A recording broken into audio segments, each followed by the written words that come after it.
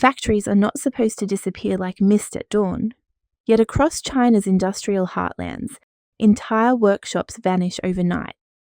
Machines are left mid-cycle, half-finished products scattered on conveyor belts, doors chained shut and workers left, standing outside in disbelief.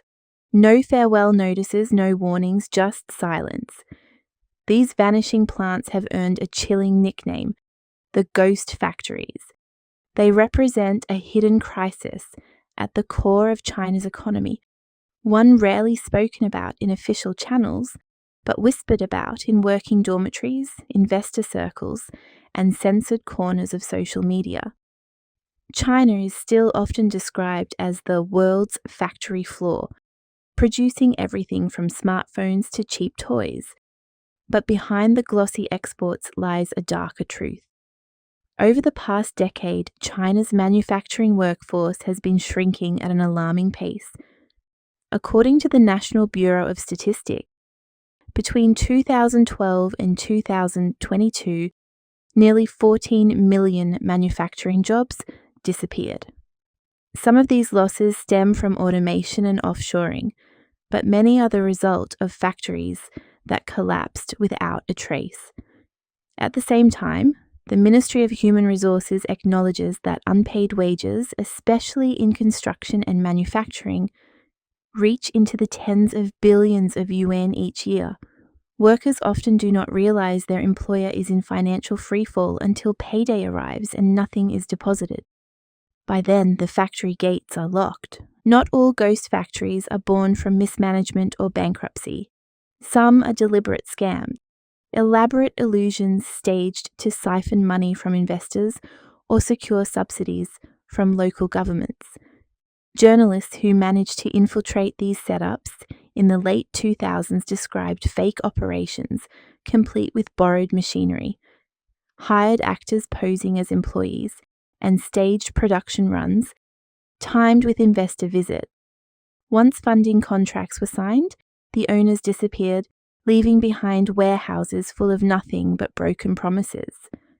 A 2019 exposé revealed entire factory villages, designed as fronts for fraud, with local officials complicit because inflated industrial numbers helped them meet Beijing's GDP targets. In these cases, both investors and workers were victims. Investors lost millions, while workers lost months of wages and sometimes even their homes. Culturally and politically, the silence around these disappearances is striking. In Confucian tradition, social harmony is valued above public confrontation, and in modern China, organized labor movements are tightly controlled by the state. The All China Federation of Trade Unions, the only legal union, functions more as an arm of government than a defender of worker rights. Independent organizing is treated as a threat to social stability. When Jasich technology workers in Shenzhen attempted to form a union in 2018, they were met with mass arrests, surveillance, and blacklisting. This incident drew global attention, but it was only one of countless labor struggles silenced before they could grow. For every protest that manages to briefly surface online, dozens vanish in censorship sweeps, leaving workers isolated and defeated. The roots of today's ghost factories trace back to the upheavals of the 1990s. When China restructured its state-owned enterprises, tens of millions of workers were laid off in what was euphemistically called zhegang, the stepping down of surplus employees. Company towns in the northeast Rust Belt became shells of their former selves. That era produced a generation of zhegang gongren, laid-off workers who never found stable re-employment. Today's ghost workers are their descendants in spirit, casualties of an economic system that prizes growth numbers above human security. What sustains this fragile ecosystem is the floating population, an estimated 300 million migrant workers who leave their rural homes to work in factories and construction sites. These migrants rarely receive formal contracts or social protections. Instead, they move from one short-term job to another, relying on underground networks of labour brokers. Just as Shanghai elites maintain secret WeChat groups for private social clubs, factory owners and recruiters maintain encrypted chat groups to funnel labourers between job sites. When a factory collapses, the group directs workers elsewhere, often to equally precarious positions. These migrants are the invisible scaffolding of China's economic rise, yet they remain legally and socially marginalised, unable to secure permanent residence permits in the cities they build. The Chinese government faces an uncomfortable paradox. On the one hand, it advertises a bright future of innovation, artificial intelligence, electric vehicles, green technology. On the other, it quietly watches as traditional industries wither and their workers vanish. Factories are closing, relocating to Southeast Asia, or automating away jobs. At the same time, younger Chinese are unwilling to enter dirty, repetitive assembly work. Surveys show that more than 60% of workers under 30 prefer jobs in services, delivery platforms, or even live streaming careers rather than manufacturing lines.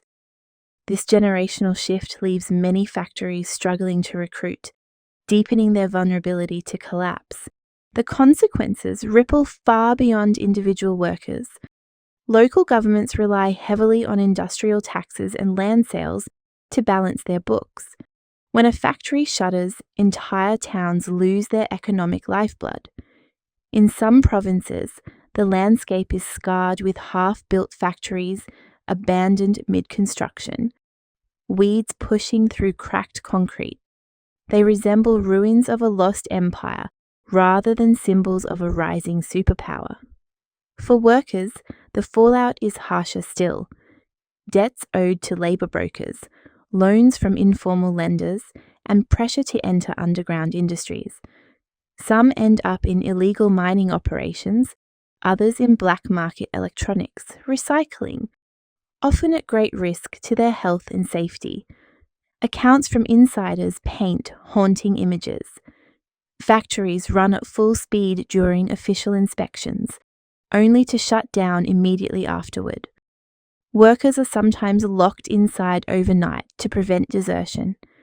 Entire night shifts have walked away after discovering their wages would be delayed indefinitely.